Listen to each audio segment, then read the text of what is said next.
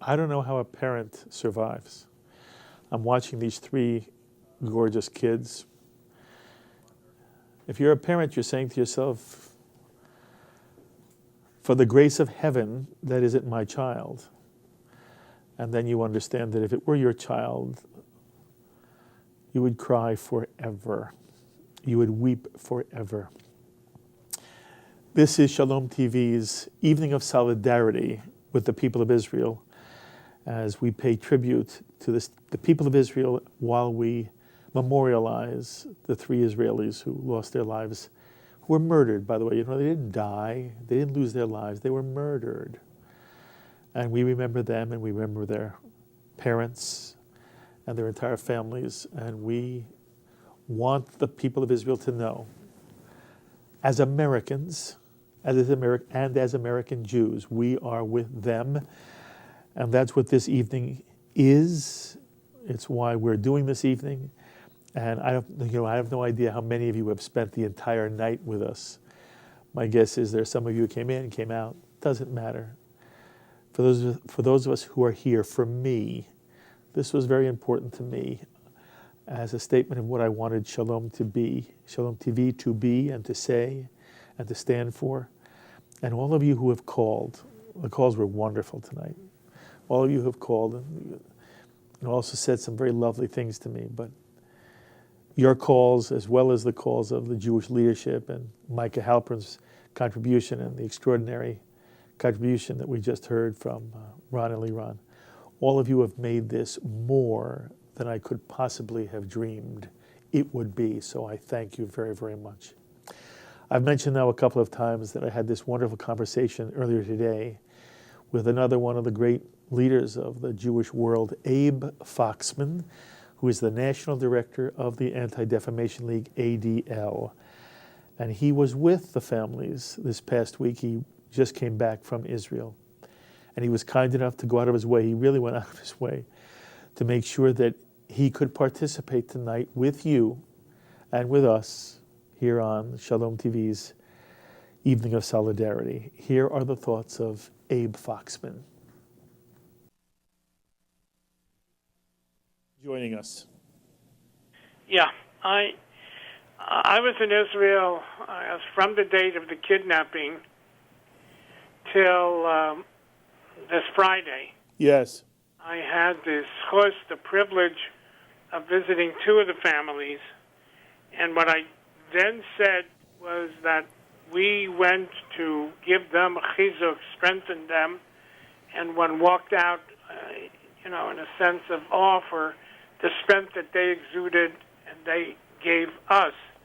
And now that we know, then some of us suspected that they knew that their children were not alive, and yet the hope, the tikva, that till you have proof, that they're alive. And when you realize their strength, then almost knowing with enough certainty, it makes it even more serious, significant, courageous. Although, Mark, I'll tell you, sitting in the two homes, when I came back to the hotel, I said, it was like sitting in a shiva house. Yes. Without knowing that, So it was, in a way, tragedy brings our people together. It's, we all talk about, at least you and I talk about the good old days, about Israel and Jews, etc., that without the internet, that we were one. Well, those 2 weeks, 3 weeks, we were just one people with one vision, one hope, and it was sadly beautiful. And today, I got up early in the morning because I do have Israeli TV at home and cried and Yes. cried as we watched the processions and the Hespedim.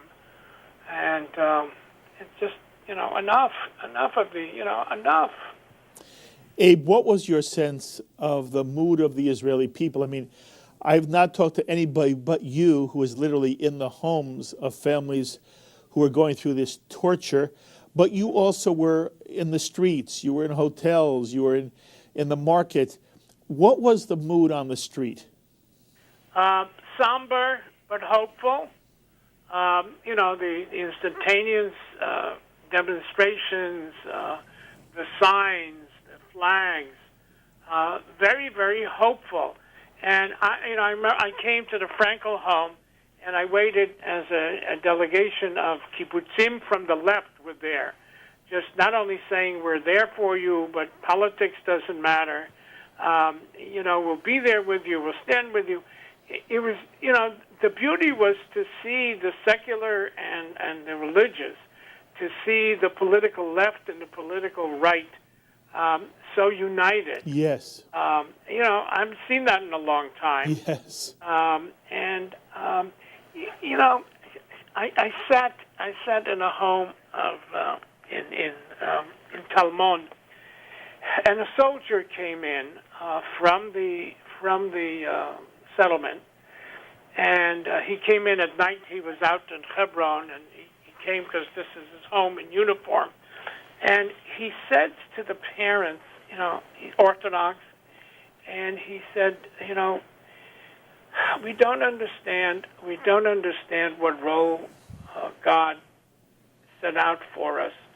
But whatever happens, he said, you should know that your children have already saved countless Jewish lives, that by their disappearance and kidnapping has enabled the Israeli army to go in and to arrest prospective and past murderers, and how God knows how many lives have been saved in the future because of your children's sacrifice. And and then he broke down and cried, and we all cried. And wow, that sense. This morning, I heard this issue: has God failed us? Has prayer failed us? And one of the parents said, God is not to serve us, we're there to serve him. So it's also brought out this magnificent outpouring of faith in our faith and in our people. And as some have said, Mi yodea darchei Hashem, who knows God's ways? But you're seeing, because it's touched religious communities, and as they said, we don't want to be seen as parents of settlers or parents of yeshiva students. We want to be seen as parents of Jewish kids. And it's happened, and I think as this day goes on, we continue to see it. But there is a pain. There's a very deep pain that again, we say Kaddish and for innocent kids. Absolutely. Abe, will there be any consequence to this? I've said this to other people as well. When a tragedy strikes the American people, when some crazy guy goes into an elementary school and murders children, the American reaction is, I want to fix it and I want to do something. And very often nothing happens. Do you think this will have any impact? Will it have an impact, by the way, on how Israelis relate to Palestinians? Will it have any impact on the peace process? Will it have any effect on the way families live their lives in Israel? A lot of very serious questions. Mark, I think, again, listening to the eulogies, listening to the interviews, I didn't hear hate. I heard love. And I guess that's the basis of the conflict. What you saw in the streets of Gaza and in the streets of Ramallah is celebrations, is handing out candy, is praise for the murderers, praise for the kidnappers. That was not reflected in a moment of where you might expect it, in moments of this great grief. One hesped, one rabbi talked about we get our strength from love. Now, if I can say to you that this sacrifice, this message of love will transcend, I don't know. I used to believe it. I don't believe it. The problem is hate. The problem is not land. The problem is not Palestinian state, not Palestinian state. The problem is children being taught to hate and plan to kill. I don't know. So this tragedy only unites us with an understanding that we have a commitment. Will kids stop, hitchhiking in those areas? No, because they also see it as a statement of life, that we will not be bullied, we will not be intimidated or frightened, and to the extent that they believe this is our land, God gave us this land, then why should we not? But I think in reality, they better have some buses. Yes. And it doesn't have to be in the settlements. It could be anywhere. Yes. At 10 o'clock at night, it's not safe for kids anywhere to be hitchhiking. So there will be some changes. Will it impact on the peace process? If you're a super optimist, I am a super optimist. Yeah, I can fantasize. Abu Mazen took a risky step. He's not known for being courageous. He took a courageous step, and it was acknowledged by Tzipi Livni and then eventually Prime Minister Netanyahu, and it was acknowledged by the parents. We were, on one of those days, I was on a mission in Israel, and we were hosted by the Palestinian police in Bethlehem. And, this was on a day when the Israelis were no longer permitted to go into the West Bank, and we had scheduled to go meet the mayor and do a tour. And the Israelis said to us, go. If the Palestinian police is willing to take responsibility. And we went. We got an Arab bus, Arab guide, because Israelis weren't permitted by Israeli regulation on that day. The Palestinian police welcomed this American Anti-Defamation League leadership group at the checkpoint. They took us to the Manger Square. They hosted us for lunch. They took us to the headquarters. And this was all at a time of real tension. But what it also said was that the Israelis were going in every night into, Hebron and other places. And the Palestinian police were making sure that if they're not safe, that they're not interfered with. So here was a moment, many of our people said, you sure you want to go? And, we said yes, as long as the Israeli security feels that there's enough cooperation. So here we are, and during those 2 weeks, hosted by Palestinian police authorities. That's a change. That's a significant change. Because, for their townspeople, they were protecting us, they were guiding us, they were hosting it. Whether Abu Mazen can take the next step and say, okay, no reconciliation with Hamas is a very serious question. Yeah, Hamas didn't take credit because it didn't succeed. That means had they been captured and held alive, Hamas would have taken credit and engaged in what they wanted was an exchange deal. But if it failed for all kinds of reasons, which some we know and some will find out, they're not taking responsibility, but they are praising it.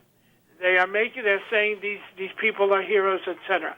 If Abu Mazen has the strength to say, this is not my coalition partner to make peace, then, this tragedy may change the world a little bit. I think Abu Mazen also sees the winds, and the winds, is ISI and ISIS in Iraq. It's what Egypt is struggling with, and it's against the extremists. And Hamas are extremists. So, you want to be a super optimist? Well, let's see the next couple of days. Okay. I'm afraid he's going to revert back, I understand. It was very sweet of you to visit the families the way you did, and then it was courageous of you to go into Hebron. And most of all, it's always wonderful that you give me a few moments and share your insights with the Shalom TV audience. I'm so appreciative of the time, Abe, and then you have to come in here soon and we have to talk face to face. Okay. All right. Be very well. Enough simchas. Thank you. Should do it up simchas. Thank okay. you. Foxman, the national director of the ADL, describing his experience. He was there basically the last week, and as you heard, he was with the families of who were facing the possibility at the time that they would lose their children, and they did. And it was very moving for me to hear him describe it. And then he talks again in geopolitical terms. I have the pleasure again of sitting with Micah Halpern here during our evening together in solidarity for Israel.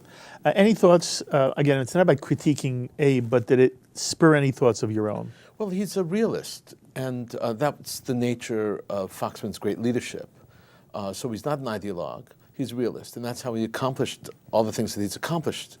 And he's accomplished tremendous things, not just for ADL, but for Jews around the world. That's important, and you see that in the nuanced understanding. He even has to take his leadership along his path, because the leadership was skeptical. Should we go? Right. They're not worried so much about their own personal safety. They're worried about creating, symbolism? Exactly. What it means, also the potential damage that could happen to their families also if they're lost, and all these other kinds of things. There are a lot of issues at stake. He said, no, first, if Israel says that it's safe for us to go, then it's safe for us to go. But then he added something which was really important. He said that there's a huge amount of cooperation between the Palestinians. Wasn't that fascinating? We know that. And I've spoken about it a lot, and I've written about it a lot.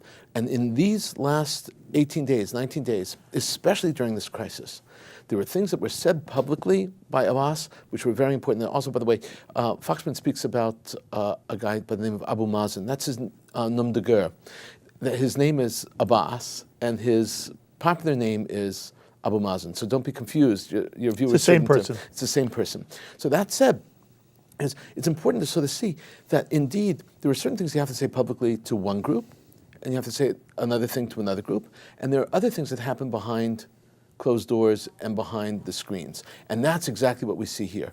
Israel and the Palestinian Authority are united in their animus towards this particular act, especially the kidnapping of children.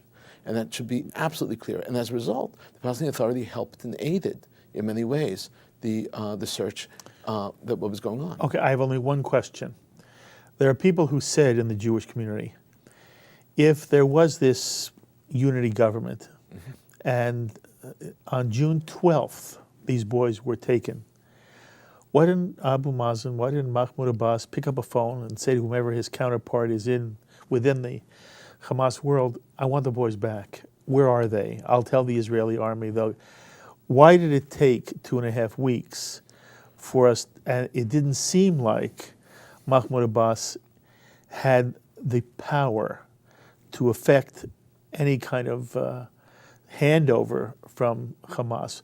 And we now know. I mean, it's pretty clear. You heard Alan Dershowitz say that the thinking now is that the boy who telephoned the police from the car may have been shot immediately, and the other two did not live long at all. So there was nothing to return.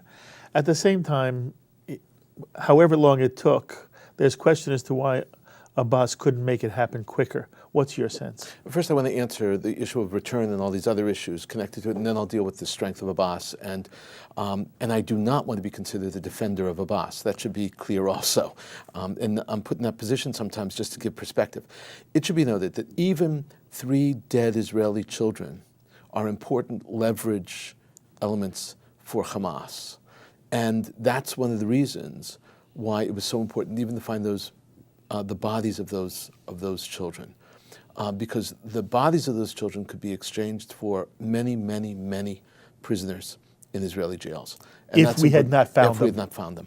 And so that's important. They were buried in the terrace, in the shallow grave in the terrace, which is important. And the people who helped find it were actually members of the field school that know the area very well, and said that tree should not be dying. It should not be up there dying. And that was the lead. Okay, your other point. The other point, though, is Abbas is not a powerful personality. He's not a powerful leader. That's not how he leads. That's his style of leadership. The other thing is that he joined into a unity government with Hamas, knowing full well that one of the objectives of Hamas was to topple him. That's what they wanted to do. And so why did he then engage in that relationship in the first place? One of them was to spite Israel a little bit. Another was to spite the United States a little bit, believe me. But he was convinced that it's going to fall apart. He knows it's going to fall apart. And mind you, it will fall apart. Okay. And there's no question about that. Okay. This is not fair to you at all, what I'm going to do. It is not fair. I want a yes or no answer. Does Abbas want to make peace with the state of Israel? It doesn't matter. It doesn't matter if he wants to or not. From Israel's point of view... Because? From Israel's point of view... No, I want just the bottom line. Because? Because he's the only person there in order to engage with. And until he's ready to do it, we will not move ahead. Until he's ready to do it, that's a non-answer. Does he want to make peace? That's a non-answer to Right me. now, what Abbas wants fundamentally is to get as many prisoners out of Israeli jails as possible. That's his main objective. He didn't ask that question. Does he want to make peace with Israel? He wants... Maybe you don't know. Yes. Is the answer I don't know? No. Here's the answer. It's better to be on good terms with Israel than to be on bad terms with Israel. And from the practical point of view, why aren't you able essential. to answer me? I've asked you a simple question. Does he want to make peace? It's a simple question. It's a very complicated answer. So there is no easy answer. There's no easy answer to that. But it's easy. He knows that he cannot be on the short end of the stick when it comes to Israel. Okay. He knows that. We're going to go back to our phones, and we're going to go back to Long Island and welcome Joan. Joan, thank you for joining us. Thank you for doing this show. I just don't understand the lack of news coverage. It just angers me and embarrasses me. This whole incident makes me want to do three things. Knock on the door of the only Jewish family I know in my neighborhood and just hug them. Yes. Wrap myself in an Israeli flag Yes. and stand on a corner. Yes. And go to my local synagogue and pray with them. And I also must say I feel for the parents. I myself lost an 8-year-old, and I'm sorry. I have a grandson who's going to be turning 17, and they're just in the budding of their life. Absolutely. And I feel for the grief they're experiencing now and the grief they will feel. But I think it's so important that you're doing this show. Joan, thank you.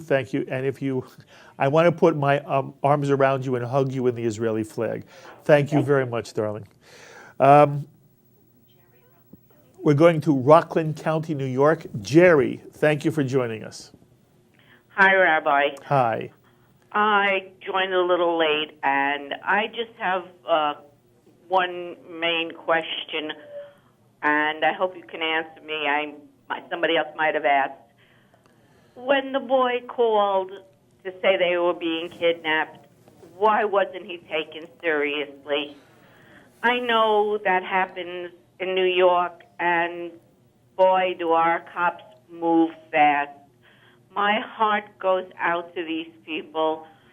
I have been pro-Israel for a very long time. I'm not going to give my age away. But it just hurts that they weren't taken seriously.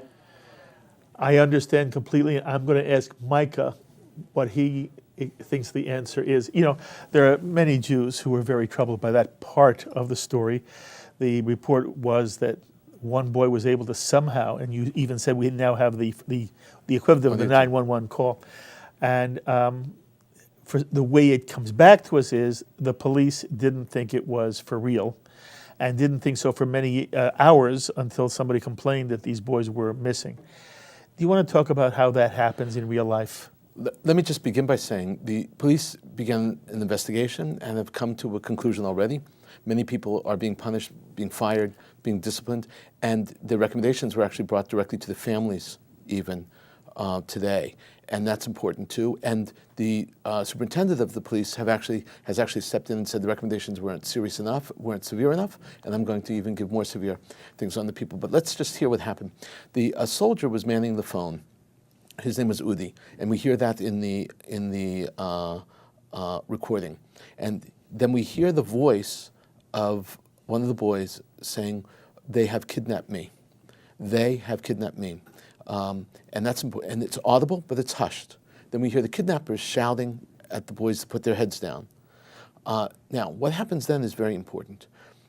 In the midst of that, Udi is shouting, "Hello, hello, hello, hello."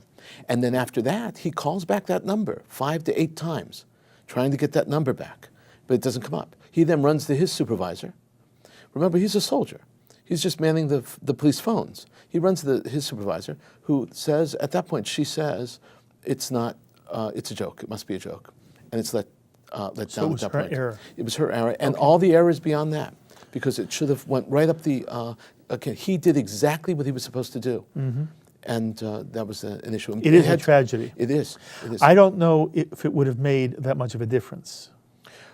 We know that the car that was the stolen car that was used to kidnap the boys was found very close by, within a mile, which means that they transferred them at that point.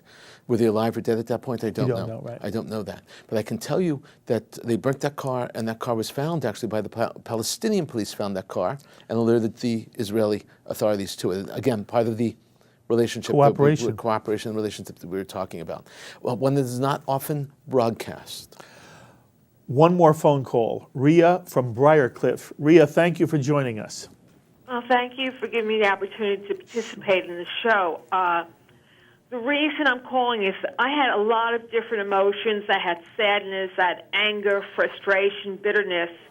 But I've decided that holding on to those feelings really is giving the enemy the success. Good for you. And my reaction to this is to try to be a better person, to be a more committed Jew, to do mitzvot as much as I can, random acts of kindness, and that's how I'm going to overcome the evil. Rhea, that is lovely of you, and we can learn from, all of us can learn from you, and it's very, very sweet of you to make a call tonight. Thank you for joining us. By the way, there was a call from Indianapolis, which we lost. I don't know if the viewer is still watching, but it would have been such a kick for me to have been able to say calling from Indianapolis. So whoever you were, I thank you for calling. If you can call back again, we'll try to get you on the air. We have one more interview that I want to play for you, and then I want Micah to respond to it. And again, we're not critiquing anybody, but certain issues are raised, and I'd love to hear what Micah has to say. And we're going to bring Ran Eliran back. It's interesting. I almost sort of don't want this hour to end. I want to stay with you all night. Again, my wife Ruth is watching. I'm sorry, Ruth. I would stay here all night, although I wish you were here too. And Carol, well done. Well done. And Zipporah, well done. All of you. It's just so to have you here. All right. Anyway, Jeffrey Wiesenfeld. He's the president of Israel, the Israel Independence Fund. And it's interesting. That's the way we're describing him. If you know Jeffrey Wiesenfeld, he is everywhere. He is one of those Jews who cares so passionately about many, many different things. And if you watch Shalom TV, you see him often. I'm often interviewing him. He's a major person involved with the Volksbühne, the National Yiddish Theater Volksbühne, and he does a host of other things. But he is president of the Israel Independence Fund, and you'll hear he has very, very strong feelings that are bubbling to the surface during this last week and this horrific day when we are sadly burying 3 just lovely, lovely Israeli teens. I want you to hear the thoughts of Jeffrey Wiesenfeld. Jeff, thank you so much for joining us. Thank you for calling, Mark. It's good to hear from you. Jeff, I want to know, first of all, what your reaction was when you heard that, sadly, tragically, the bodies of the 3 young teenagers who had been kidnapped were found, and now we know that they're all dead. What was your sense? Look, this has been the terrible fate of the Jewish people that we've been trying to reverse, that we've reversed to some extent with the creation of Israel in our lifetime, but not completely. Yes. And we're reminded that there are grave dangers for us. It's a horrible feeling. I didn't have a good feeling about it from the outset. It was Yes. I don't know how to express it, but it was just too quiet from the moment that they went missing, that it just didn't smell right. I've watched the reaction both here and in Israel, and I find something uplifting about the way the American Jewish community came together. I was also disappointed, Jeff, in the way our American media failed to report this and failed to be outraged that 3 teenage kids could be just taken off the West Bank by Palestinian terrorists, and nothing was said about it much at all. I was wondering whether you had some of the same feelings. It's far worse than what you're describing, because you're describing simply a slighting of the matter. What I see is much worse. For instance, the New York Times creates a moral equivalency between the death of a Palestinian teenager who was seeking to stone Israeli soldiers, engaging in violence and aiding and abetting violence against soldiers who were looking for these 3 innocent boys, and he died committing dangerous and illegal activity, and they create a moral equivalence between that and the horrific anti-Semitic racist murder of our Jewish boys, which, of course, they were murdered for no other reason, no less so than Leon Klinghoffer was shot in the back of the head and murdered because he was a Jew. So it's much worse than just slighting of the matter. It's a moral equivalence, and we see it all the time. Where's it coming from, Jeff? What's the reason? I have to tell you, I realized something yesterday. Caroline Glick was here in my office yesterday with Dennis Prager on behalf of an organization proclaiming justice to the nations, a group of Christian evangelicals who are marvelous supporters of the Jewish people and their right to the land of Israel. Wonderful people. And Caroline said that, the more successful we are as Israelis, the more successful we are as Jews in our homeland and prosperous, and we see that even the polling data shows that Israeli citizens, with all of the danger surrounding Israel and all the trials and tribulations and the need for military service and sacrifice, that they're among the happiest people in the world. The resentment breeds. What right have the Jews to be happy and to be happy in their land? Even though it comes initially from God himself in his promise to Abraham, it's resented. That's why you have governments giving us a double standard, the media giving us a double standard or a moral equivalence at best. Amnesty International has nothing good to say. Jimmy Carter, of course, has only bad to say. President Obama, what a disgrace. What a disgrace. How can you Jews not see what you're dealing with when an individual, our girls, bring back our girls. Okay, bring back our girls, wonderful, but those girls are probably alive. The boys are dead. Who has a hashtag for the boys? What is this hypocrisy, this moral equivalence? If you didn't have hashtags for the girls, I wouldn't even be mentioning it. But you correctly had hashtags for the girls. So what about these innocent boys? Why this moral equivalence? But I want to tell you this.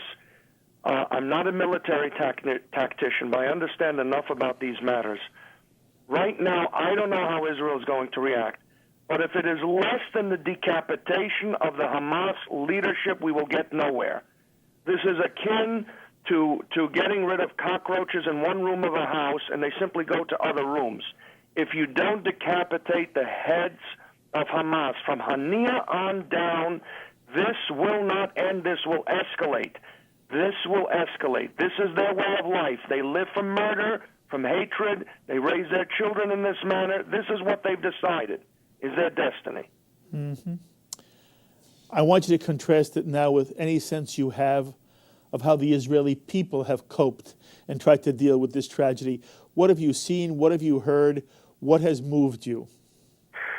I have a very little family here. Most of our family migrated there after World War II. It was just one sister, being my mother, that ended up here, and that's how we ended up here.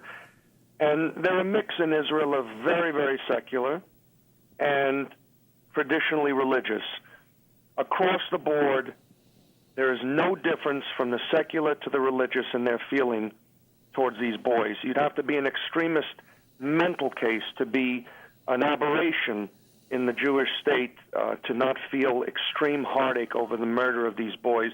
And I think largely American Jewry has lined up in that fashion, with the exception, I'm sure, of some leftists that probably feel, extreme leftists, that these boys had it coming to them because they dared to go to a school in Yehuda Shomron, which is likely the attitude that the the world press has and that the Palestinians have. Although you haven't heard that from any Jewish mouth, have you? I think they're ashamed enough to shut the hell up for the moment. Even the nasty, horrific Jewish voices for peace and rabbis for peace and all of this garbage that we self-produce in our community, they have the decency, the self-decency for a few hours, I think, to shut the hell up. They don't want to be pilloried in the middle of this. Jeff, you're very angry, aren't you? Yes, of course, because I believe that there are many constraints in Israel. I understand the system quite a bit. And, there are a lot of lawyers in the Israeli military, just like we have JAGs here, Judge Advocate Generals in the American military. And I think the Prime Minister is somewhat restrained in what he can do. I would have to believe that the son of Ben-Zion Netanyahu knows in his heart that only the elimination of the leadership of Hamas will bring an end or a pacification or a fear. We need respect. At this point, we need respect and fear. We will not get love from them. We need respect and fear. And only the decapitation of their leadership will somewhat do the trick. But I don't know how constrained he is, but I have a feeling he has some constraints in this matter. And the Israeli Supreme Court, the JAG, and all the lawyers in the military, I would hope that the feeling that the Israelis have had in the government under this prime minister, who, of course, is, from my point of view, stronger than most, most, I would say. And the issue here is there's always a desire to keep the lid on. In other words, to let tension simmer. So, for example, when Jews want to go to Har HaBayit, which every Jew has the right to go there. It's the foundation of the Jewish people. They have the right to go there, but it's very restrictive. It's prejudicial. It's demeaning. I've been there. I've been harassed by bums that are paid for, hooligans that are paid for by Iran and Hamas and others, and by Arab countries to harass Jews. It's always this desire, keep the Jews out of the way and somewhat punish them in order to keep the lid on things. Same thing that my organization, Israel Independence Fund, helped to sponsor the founding of the Shomrim in the Galilee to protect Jewish farmers.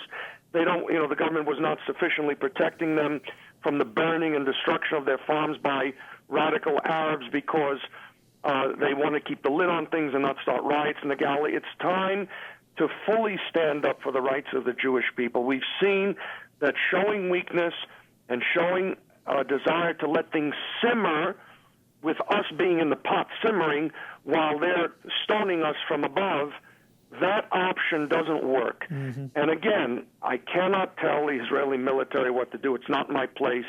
I know they're fearful of international reaction and such, but this time, the leadership of Hamas must be decapitated.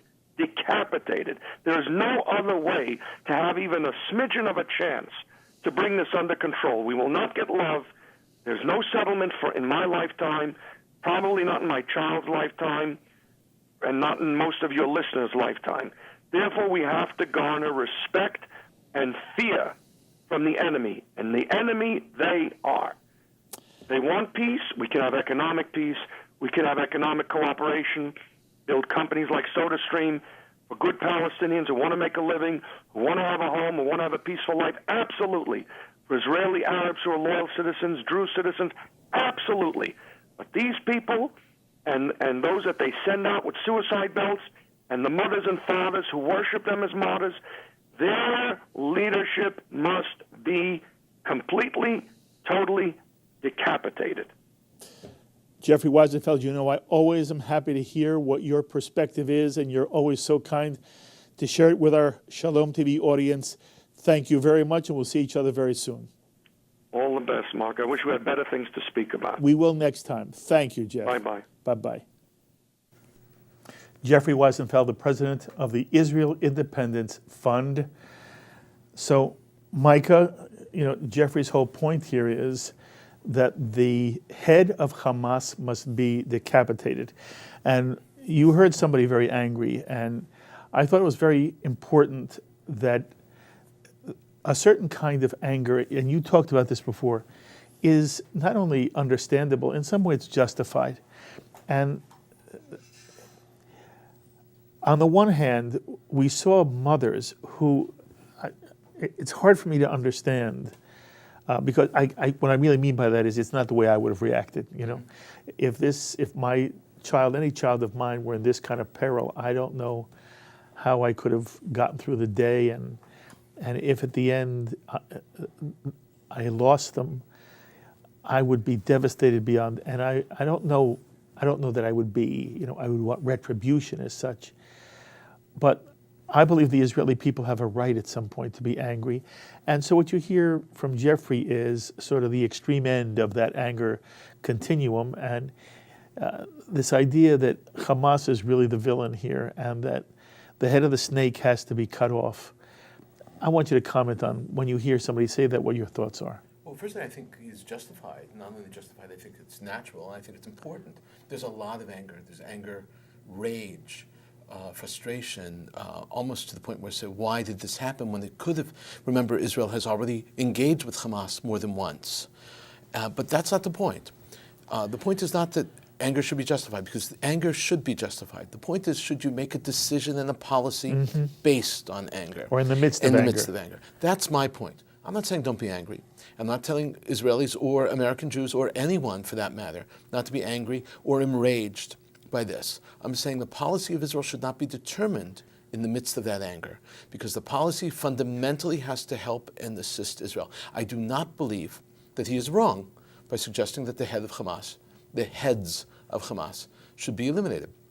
I'm not just talking about, I'm talking figuratively, that is to destroy Hamas. Hamas is a major threat to Israel. It is also a major threat to the region.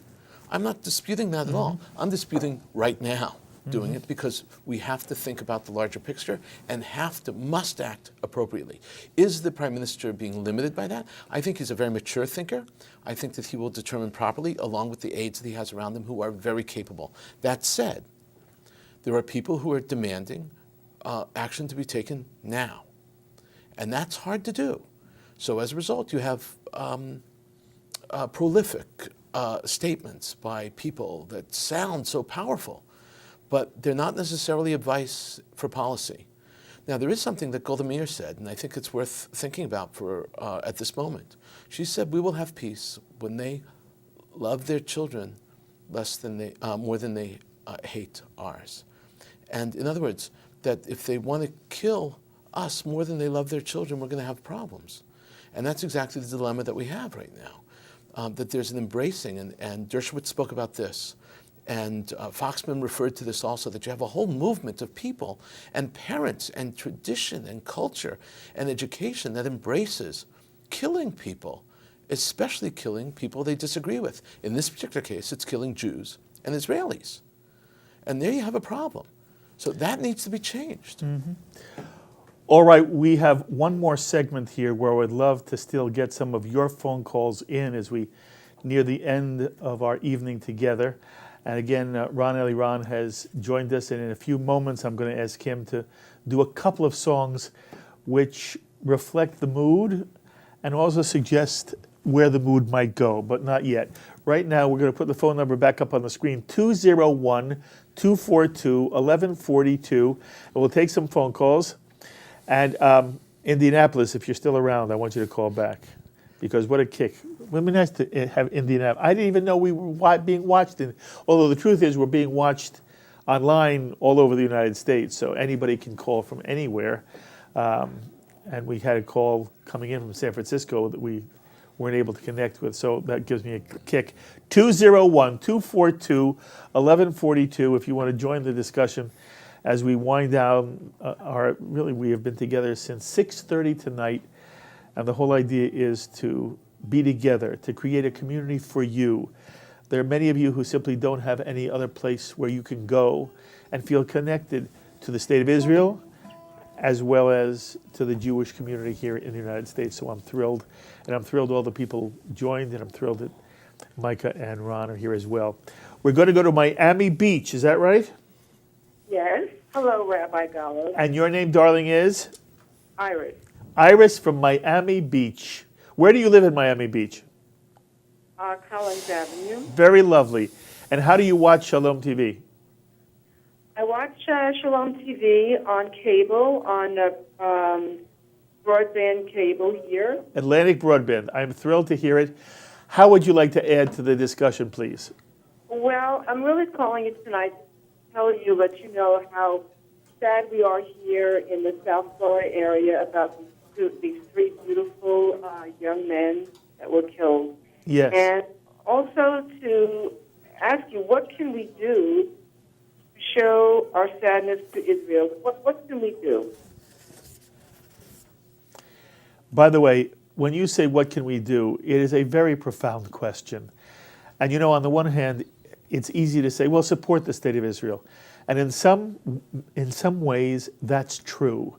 That every time an American Jew does anything that brings him or her into contact with groups, organizations, activities that support Israel, you're doing something enormously important. In addition, and I apologize, I don't remember the caller. There was a gentleman who called before and was talking about how pleased he was with the educational efforts that Shalom TV represent. That's also very important. It's very important that we, American Jews, A, learn as much as we can and are comfortable defending the state of Israel when we're in social situations, when you hear people saying silly things and in some way criticizing Israel for things that are just have no basis in reality and don't show any kind of either historical or contemporary perspective.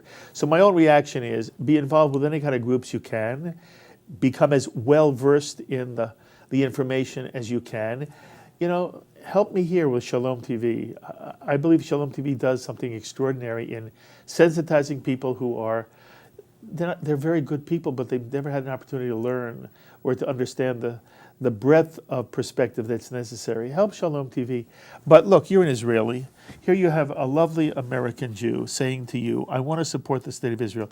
Is there any piece of advice, Ron, you would want to give her? I think we all should think about how to change things, how to change the world, how to do it. Of course, complete support of Israel, it's the best thing we could think of. Yes. You know, we have a president now that in Israel, we don't know how to react to him, really. One day we really love him, another day we don't know what he means by not saying a lot of things that we want him to say. So use the means, congressmen, senators, use pressure, you know, say that you're a Jew and the Jews are so important in American society, in the establishment of sanity, I think, in the world. Okay. I hope so.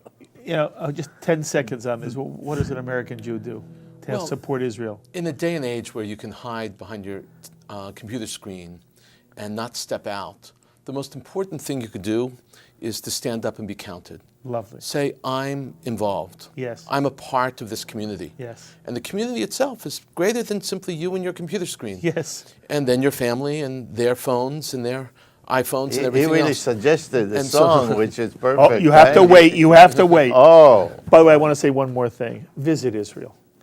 It is shocking the percentage of American Jews who have not yet set foot in the state of Israel.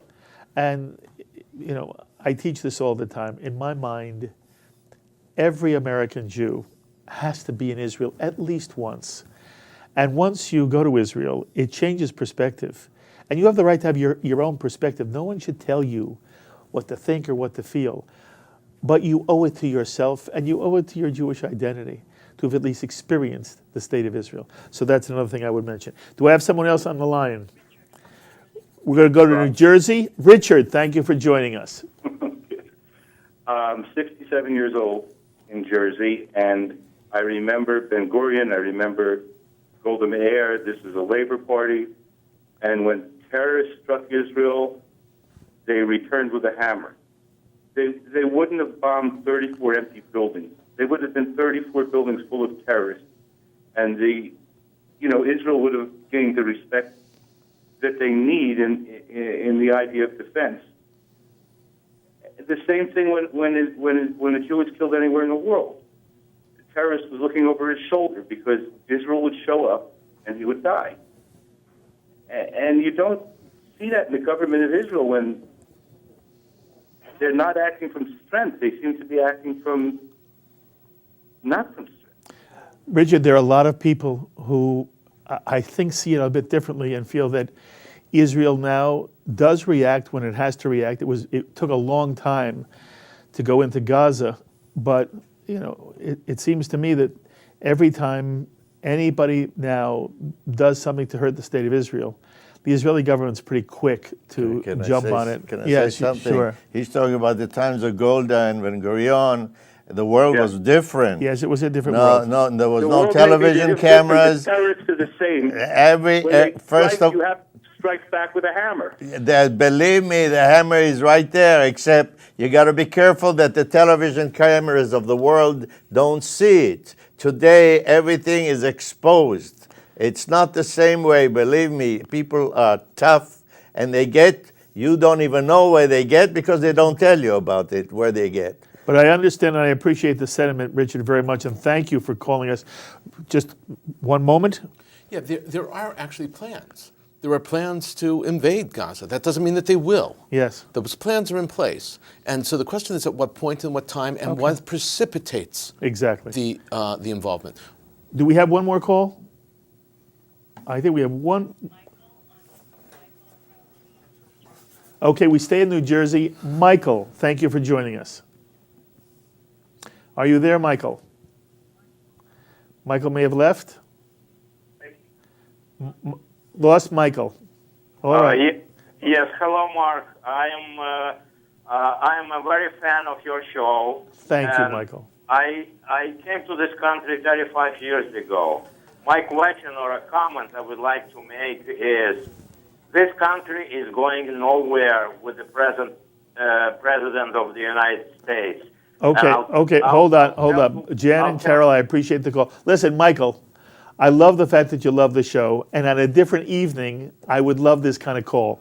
At the moment, although it's impossible not to get into politics at all, it's not my goal here. My goal was simply to be one with the state of Israel at a very, very difficult time. There are complex issues, and we address them on roundtables all the time. I drag Micah out here time and time again because I want his perspective, but I sit him in a group and people disagree. So you are touching on something that is a very important topic to discuss, but it's not what the topic is for tonight. And lo and behold, we're really near the very end, and I want you to sing for me again. We talked about what you might sing, and I want you. You asked me a song, is really, you want the I'm sorry, I want the song that comes from the 1948 era, right? Whoa, you want to go back? Yes, I do. I want you to explain to our audience what you're going to sing. Well, this is a mother and son in the plains of the Negev. She lost her son. In the wind, his hair is blowing. One little bullet entered his heart, and his mother is crying. It's a perfect song for tonight. Ran Eliran. בערבות הנגב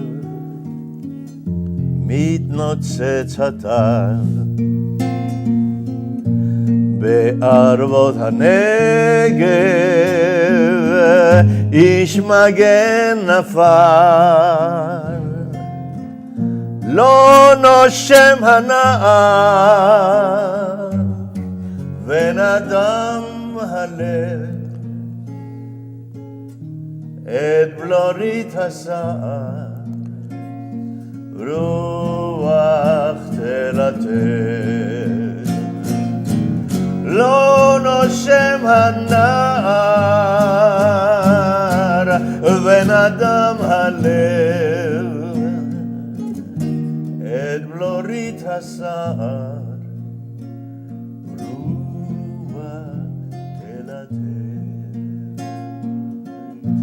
הלומת עצבת ויגון נורא, אם זקנה ניצבת ונושא דברה, הדמעה ניגרת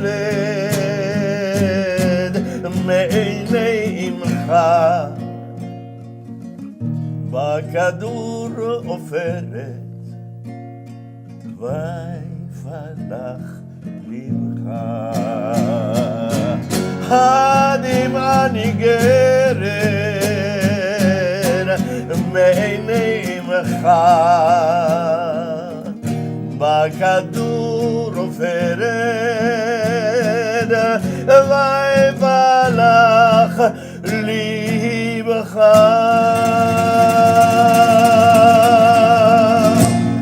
Mitsuyan, Mitsuyan. And now morph into a song for the future. Explain it. When the state of Israel was pronounced on the radio, Ben Gurion announced it. People were singing this song. People were dancing to it because it says, Ha'amini yom yavo, believe, and a day will come and we shall live in peace and happiness. Ha'amini yom yavo, טוב יהיה מבטיח לך לחבק אותך חבור והכל אשיח לך האמיני יום יבוא טוב יהיה מבטיח לך לחבק אותך חבור והכל אשיח לך. היום אחות היא מלחמתנו, לכן רחוק אני ממך. תחוגי נא את פגישתנו במטבחנו הקטן. על מקומי עד תסיעו בקבוק של יין ולא כוסית, ראי כאילו זה אני יושב איתך כמו תמיד.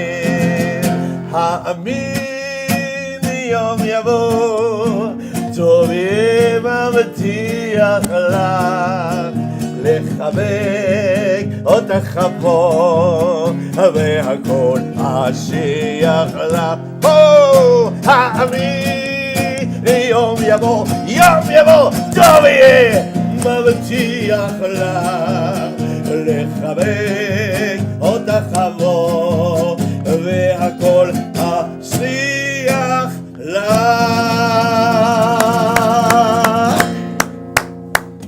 Come here, you. Come. I think he likes me. Just fabulous. Just fabulous. I can't thank you enough for coming out, and it was important. It was important for you to be here. It was important for this guitar to be here. It was important for your voice to be here. And the songs you did were very important for us. And, song has a very healing effect on people. And the songs you did, both the songs, and there was some mourning in them, and then this song here, it epitomizes really why the Jewish people, the state of Israel, has endured, and we have had such tzuras, and such pain, and it doesn't matter. And Sloan created this fabulous open. You'll see it one more time at the end of the show. And I said to him, Sloan, I want you to use I'll Call Elyal. You can play a little bit of the melody of I'll Call Elyal. I wanted you to play I'll Call Elyal. I'll Call Elyal was written by Naomi Shemer, and it has the following refrain, which is what you hear. Right? But it really is I'll Call Elyal. I'll Call Elyal. Incidentally, hold on one second. I'll call. You know what? It's really poetry, and it's often hard to translate poetry. It's easy to do. Shulchan is a table. Even that, by the way, when you get into it, Shulchan Shulchan means one thing in Hebrew. It means table means something else in English. But you went to the Talmud Torah. You learned Shulchan. You learned Kiseh. You learned Chalon. You learned Gir. You learned Machberet. But when you go to poetry, it's not about translating nouns. It's about translating vision. It's not even images. It's more than images. So that I've seen I'll Call Elyal translated a million ways. You know Hebrew very well. I want to hear how you translate it. And this is the song done by Naomi Shemer, who was, people can argue who was the best Israeli composer ever. For me, it was Naomi Shemer. She did Yerushalayim Shel Zahav, Jerusalem of Gold. She wrote both words and music. And she did both words and music. And one of the great moments of my young journalist life was when I got to interview Naomi Shemer on L'Chaim radio. And someday I'll take it, and it's the audio, but I can put visuals on it, and you can hear her. And she just had done I'll Call Elyal. She did not have a good singing voice, sort of like Bob Dylan. You didn't want to hear Bob Dylan sing until the very end of his career, but he is still singing. But early Bob Dylan, you didn't need to hear him. You were much happier if Peter, Paul, and Mary did a Bob Dylan song. And you were much happier if some great Israeli singer did a Naomi Shemer song. But she did I'll Call Elyal as well, and she recorded I'll Call Elyal. But I'll Call Elyal, at one point, they were even considering changing the national anthem of Israel from Hatikva to I'll Call Elyal. It didn't last terribly long, but that's how powerful a song I'll Call Elyal was. And I'll Call Elyal, I'll Call Elyal is the attempt to say that in life there's the honey and the bee sting. There's the bitter and the sweet. And what you do in some way is embrace it all. And for me, that's the essence of what the Jewish tradition teaches us and what the state of Israel has lived. There is pain, there is joy. The Jew, the wise human being, and the state of Israel embraces it all. And it's all for blessing. You take life and you find a way to bless it all. So it's I'll Call Elyal, I'll Call Elyal. Shmor Ali, Eli Hatov. What's it mean to you? Well, in translation or in reality? The reality is that you take the good and the bad. You take the good and the bad. And then she's asking in her poetry, she's asking to be protected. Yes. That life goes on, the good and the bad is there, the sweet and the Yal hadvash, yal haoketz, and the thorn even. It's the bee and the bee sting. It's the honey and the bee sting. So the prick, the thing that could hurt you, along with the sweetness that emerges out of it. But also in the chorus. Yes, and then it is Al Nata. Yes, don't uproot the implanted. And that's the connection to what we were talking about off Yes, screen. yes. Where don't uproot the implanted. It was actually a political song of that nature, which means don't pull out the settlements. There, in that particular point, it was about Yamit and Egypt. Yes. Don't remove those settlements from Egypt, which is the essence. Which in essence is it. Okay, you can argue with me if that's the case. Okay, and then Al Nata Kor Natua.